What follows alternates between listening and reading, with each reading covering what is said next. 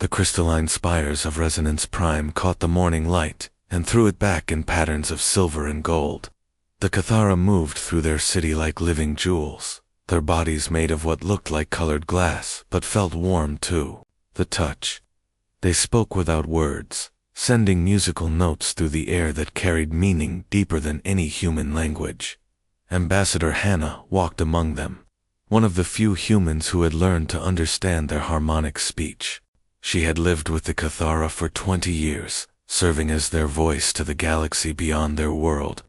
Today, that voice carried only bad news. They said no again, Hannah told the Elder Council. Her words automatically translated into the flowing musical tones the Cathara understood. The 5 crystal beings who led their people dimmed slightly, their inner light growing sad.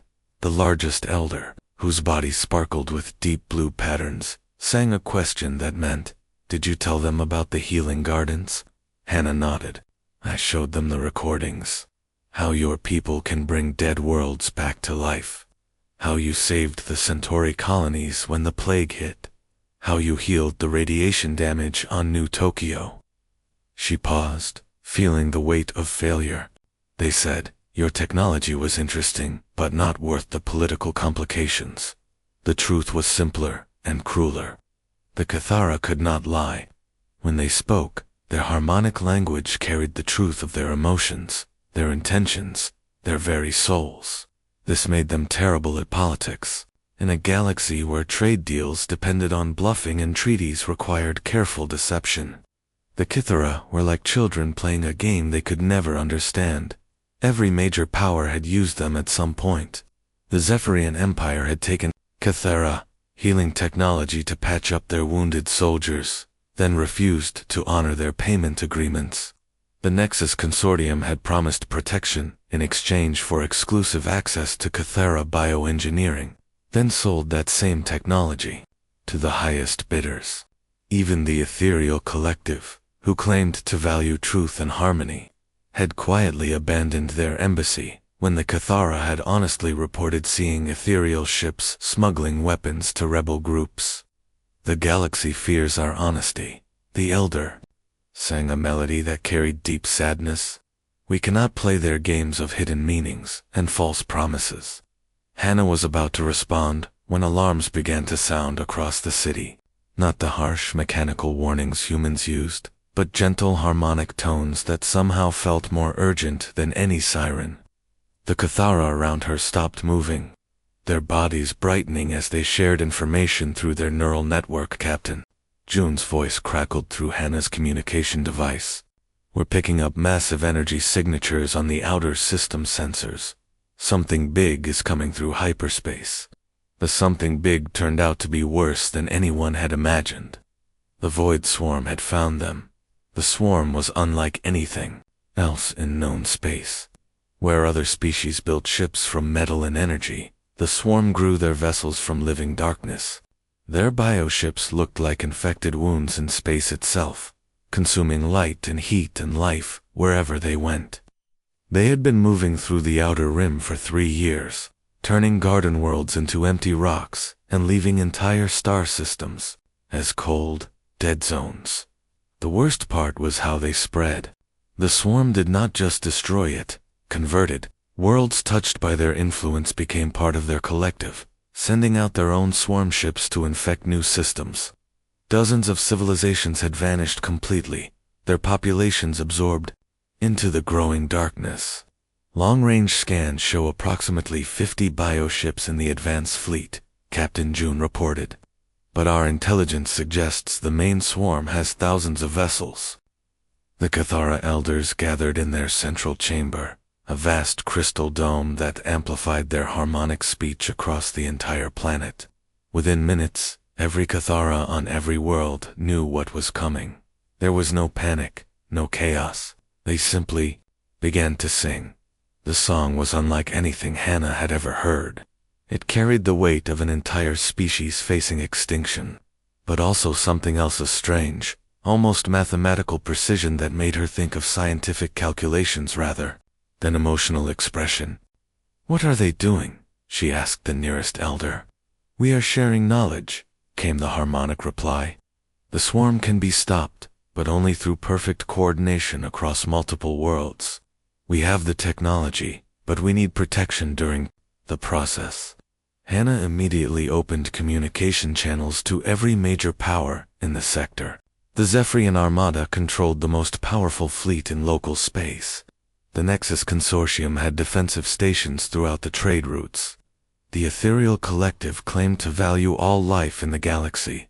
The responses came back within hours.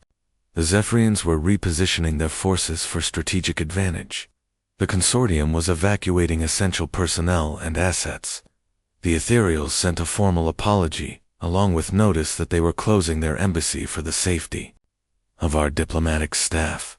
One by one, 17 different civilizations found reasons to abandon the Kythera. Ships fled the system, carrying cargo and passengers, but no Kythera refugees were allowed aboard. Emergency defense fleets were recalled to protect more strategic positions. Trade agreements were suspended pending resolution of the current crisis. Hannah stood in the crystal chamber, watching the retreating ships on the long-range displays. Around her, the Kythera continued their mathematical song, calculating solutions to a problem that required allies they no longer had. Their inner lights grew dim with the approaching darkness, but their music never stopped in the depths of space. The Void Swarm's advanced scouts had already begun consuming the outer planets of the system. Commander Min stared at the data flowing across her screen aboard the human research vessel Harmony. The numbers made no sense at first, but as she studied the Kythera calculations, a pattern emerged that made her heart race with excitement and terror. "Captain June, you need to see this," she called across the bridge. The Harmony was one of 12 human ships that had remained in Kythera space after the mass evacuation. Most were small research vessels or exploration scouts, nothing that could stand against a military fleet. June moved to her station and looked at the display. "What am I looking at?"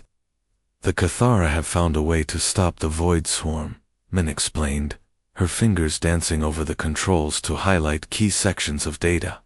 "Their harmonic technology can disrupt the collective consciousness that controls the swarm ships. But look at this part." She pointed to a complex diagram showing interconnected nodes across 7 different star systems. They need to synchronize their entire planetary network across multiple worlds. The process takes 14 hours of perfect coordination, and during that time, they cannot defend themselves at all. Dr. Kong, the expedition's xenobiologist, leaned over their shoulders. 14 hours. The swarm could destroy their entire civilization in half that time. "That is why everyone left," June said quietly. "They know the Kythera have the solution, but protecting them during the process would be suicide." Min pulled up another screen showing the approaching swarm fleet. Long-range sensors indicate over 3,000 bioships in the main formation. Our combined human forces in this sector have maybe 60 vessels total, most of them research ships and cargo haulers. The bridge fell silent as they absorbed the impossible mathematics of the situation. Even if every human ship in the galaxy came to help, they would still be vastly outnumbered. The smart choice, the logical choice, was to retreat like everyone else had done. "Incoming transmission from Earth Command," reported Lieutenant Eon from the communications station. Admiral Park's image appeared on the main screen, his expression grave. "All human vessels in Kythera space are ordered to withdraw immediately. This is not our fight, and we cannot risk our limited fleet resources on what appears to be a hopeless cause." Captain June looked round his bridge at the faces of his crew. "Understood, Admiral. We will comply with your orders." The transmission ended, and the bridge remained quiet for several long minutes. Finally, Lieutenant Eon spoke up. "Captain, I have been monitoring civilian communication channels. There are voices calling for volunteers." "What kind of volunteers?" June asked. Yan's fingers moved across his console, bringing up dozens of audio transmissions. "Veterans from the Outer Rim conflicts, independent traders, colony defense forces, mining crews, They are not waiting for official orders. One voice came through clearly, belonging to Admiral Wu, the disgraced officer who had been court-martialed for refusing to abandon civilian transports during a pirate raid. Any ship that can fight, any crew willing to stand with the Cathar, meet at coordinates 77 Alpha. We may not have official backing, but we have something more important. We have a choice. Min turned to Captain June. Sir, the Cathara shared something else with me. Their bioharmonic technology does not just work on their own species. It can integrate with other neural systems, including human ones. What does that mean? It means we could link our ship systems directly to their planetary network. Our vessels could become part of their defensive grid. But more than that, we could provide something they lack. Dr. Kong raised an eyebrow, which is unpredictability, Min said with growing excitement. The Cathara think in perfect harmony. Every action they take follows logical patterns that makes them easy for the swarm's collective intelligence to predict and counter. But humans, ... She gestured around the bridge. We are chaotic. We make decisions that do not follow logic. We adapt in ways that no collective mind can anticipate. Captain June studied the tactical displays, showing the approaching swarm. Are you suggesting we integrate human consciousness with Cathara harmonic networks? The theoretical framework is sound, Dr. Kong said slowly. Human neural patterns are chaotic compared to Cathara thought processes, but that chaos might be exactly what their defense system needs. Lieutenant Yan looked up from his station. Captain, 43 ships have already confirmed they are heading to the rally point. More are joining every hour. June made his decision. Set course for coordinates 77 Alpha, and Lieutenant, send a message to Earth Command. Tell them the crew of the Harmony respectfully declines to abandon our posts, as their ship changed course toward the volunteer fleet. Min began working with the Cathara scientists to develop the integration protocols. The process would be dangerous. Human minds were not designed to interface directly with crystalline neural networks. The feedback could cause permanent damage or death. But across human space, volunteers were already making the same choice. On frontier colonies, crews were abandoning profitable mining operations to join the fleet. Retired military officers were coming out of comfortable retirement. Independent traders were converting their cargo holds into weapon systems. They came, not because they were ordered to, but because someone needed help and everyone else had walked away. It was perhaps the most human response possible to an impossible situation. Admiral Wu's growing fleet, gathered in the shadow of a dead moon, preparing for a battle that would determine the fate of an entire species. They were outnumbered, outgunned, and operating without official support. They had never been more ready to fight. Admiral Wu stood on the bridge of his salvaged dreadnought Defiant stand, watching the strangest fleet in human history assemble before him. 67 ships had answered his call, but none of them looked like they belonged in a military formation. The converted cargo freighter Last Hope flew alongside a decommissioned patrol boat called Second Chance. Mining ships with improvised weapon mounts moved in formation with luxury yachts whose owners had volunteered for what everyone knew was a suicide mission. Status report. Wu called to his makeshift command staff. Captain Su's voice crackled through the communications array from the Last Hope. My crew has finished installing the Kithara systems. The integration is unlike anything I have ever seen, Admiral. The ship is not just carrying their technology. It is becoming part of it. Dr. Young looked up from his mobile laboratory, a converted shuttle bay filled with crystalline growths that pulsed with soft light. The biointegration is exceeding all expectations, he reported.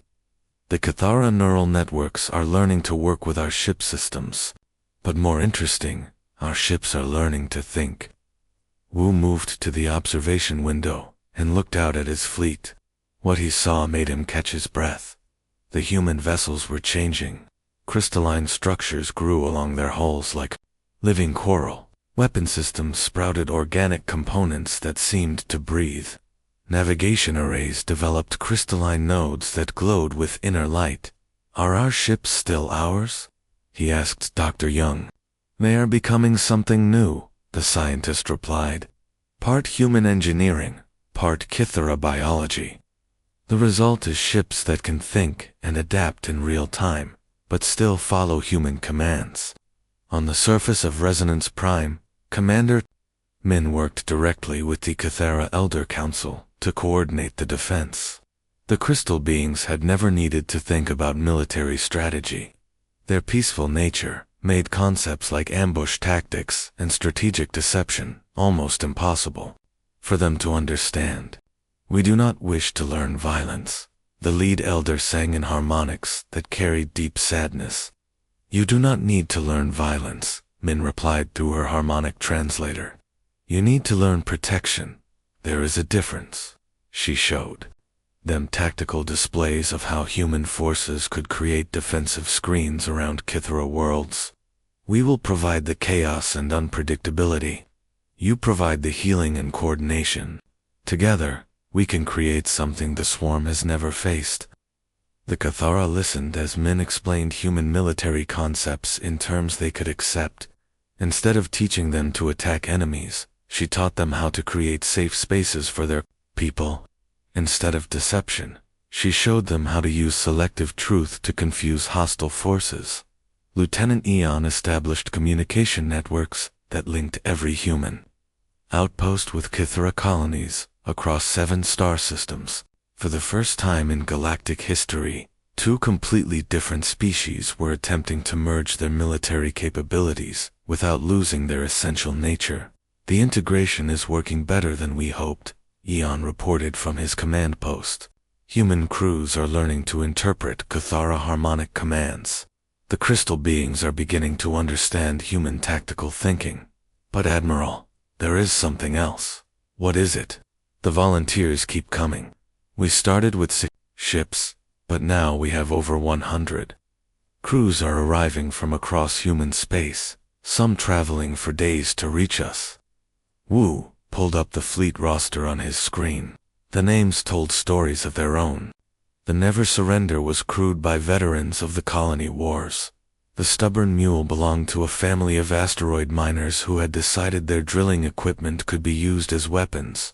The Long Shot was a racing yacht whose pilot had installed military-grade engines just to see what would happen. These people know they are probably going to die, Wu said to Dr. Young. Why do they keep coming? The scientists looked at the tactical displays showing the massive void swarm approaching. Because someone asked for help, and everyone else said no. Humans have a strange reaction to that situation. Captain Su's voice came over the intercom. Admiral, we have completed the biointegration on all vessels. The fleet is ready for testing. Wu gave the order, and what happened next amazed everyone watching. The human ships began to move in perfect coordination, but not like any military formation ever seen. They flowed like a school of fish or a flock of birds.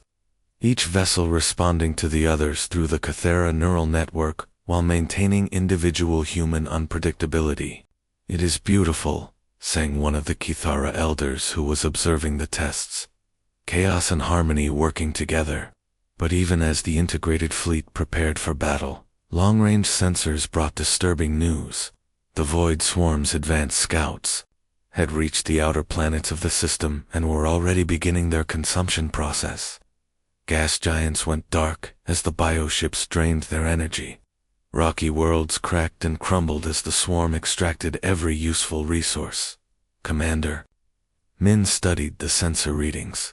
Estimated time until main swarm arrival? 18 hours. Lieutenant Yan replied. And how long do the Kithara need for their planetary synchronization? 14 hours of uninterrupted focus. The mathematics were simple and terrifying.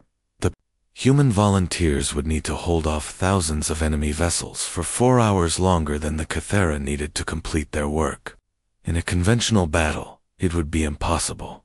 But Admiral Wu looked at his strange fleet of hybrid crewed by stubborn humans, and smiled grimly.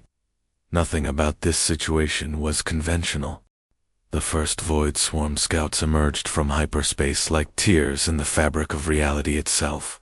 Their bioships were nightmare creatures the size of small moons, covered in writhing tentacles that consumed light and left dark wounds in space where they passed. Admiral Wu watched them through the sensors of his fleet, now positioned in the Harmony Nebula, the last defensive line before Resonance Prime. "Contact in 30 minutes, reported Captain Su from the Last Hope. Her converted freighter had grown crystalline armor plating that pulsed with soft blue light.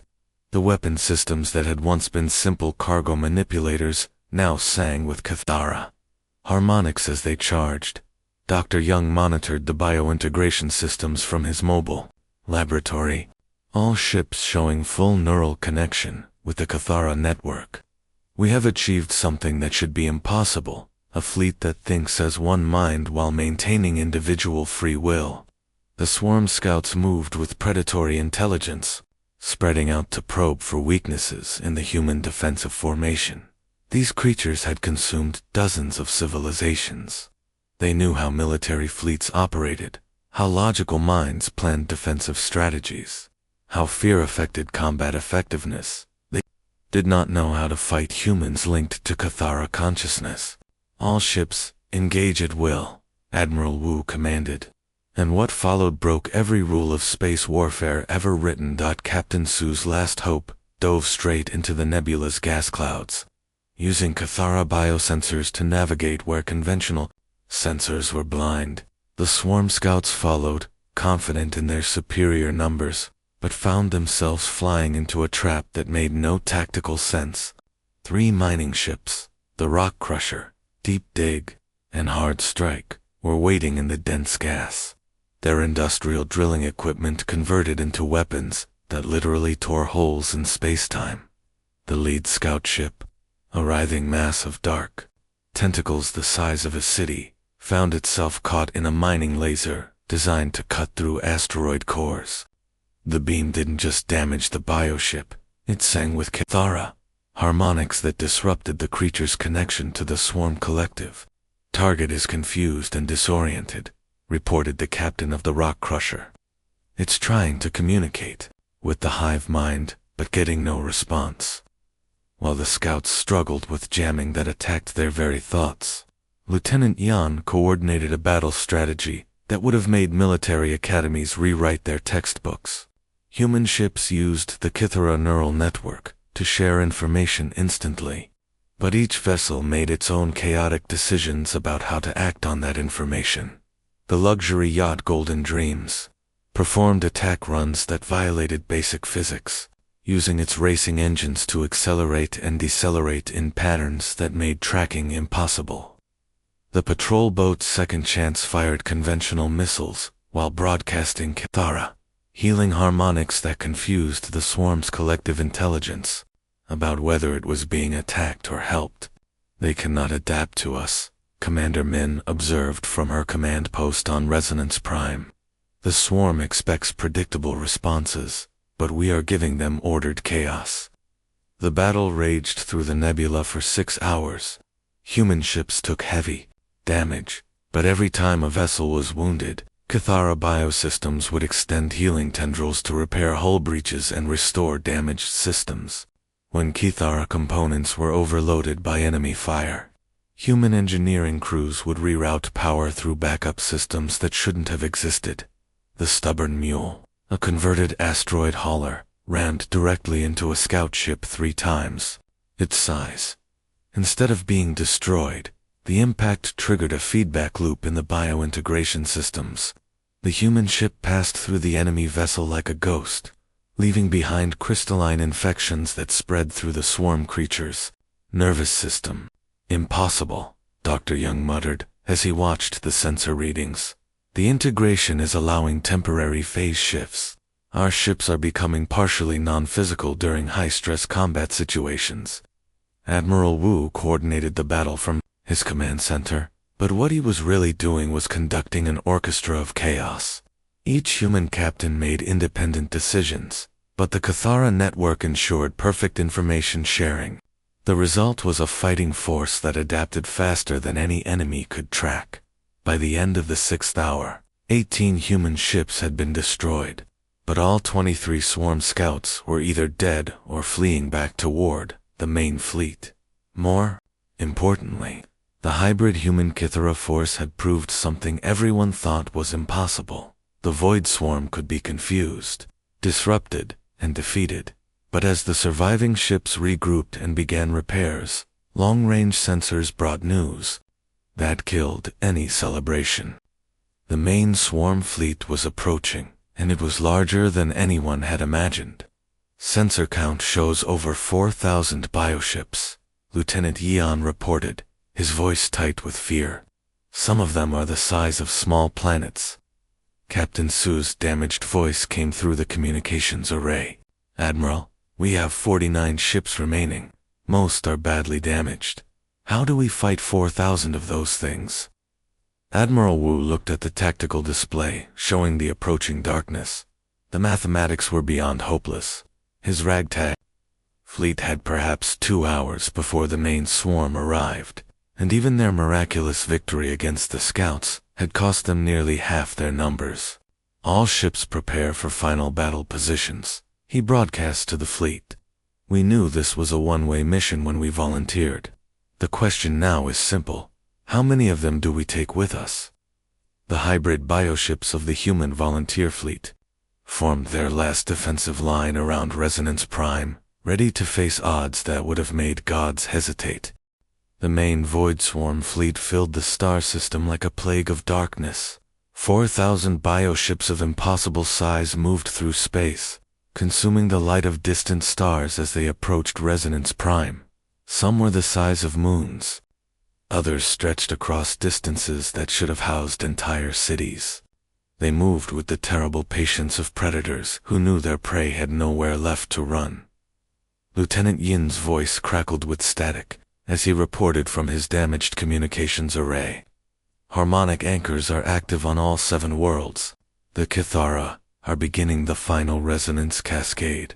Admiral Wu stood on the Bridge of Defiance stand, watching his remaining 49 ships form a defensive sphere around the crystal planet below.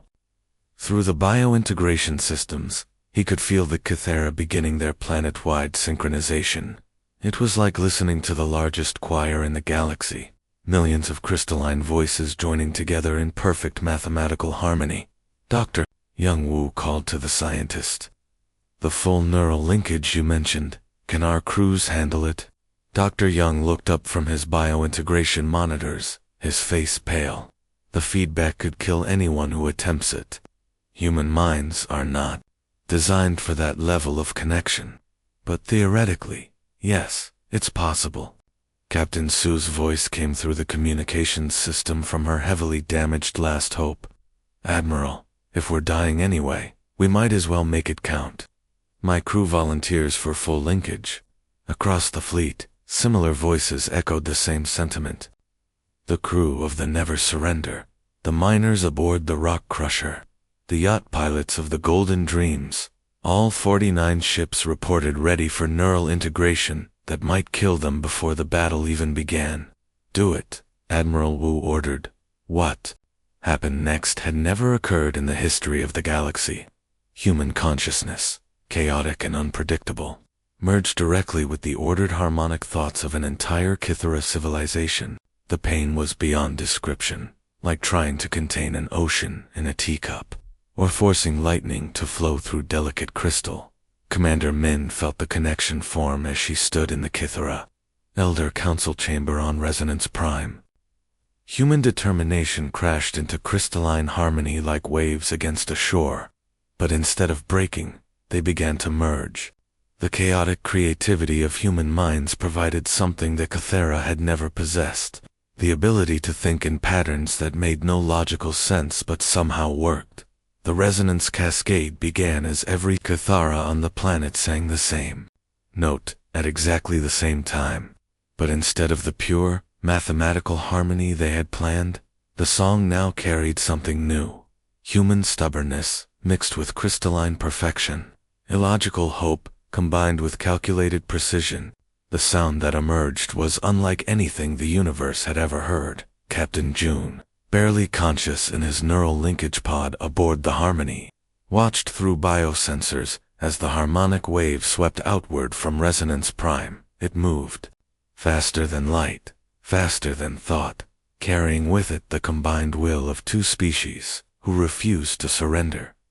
The wave hit the advancing Void Swarm fleet, and the impossible happened. The bioships stopped moving. For the first time in their existence, the creatures that made up the swarm experienced individual thought. The collective consciousness that had driven them to consume worlds for millennia suddenly fragmented into thousands of separate minds, each one capable of making its own choices. Most chose to stop fighting. "Sensor readings are impossible," Lieutenant Jan reported, his voice filled with wonder. "The swarm ships are not just retreating, they changing." Through the neural link, every human in the fleet could see what was happening.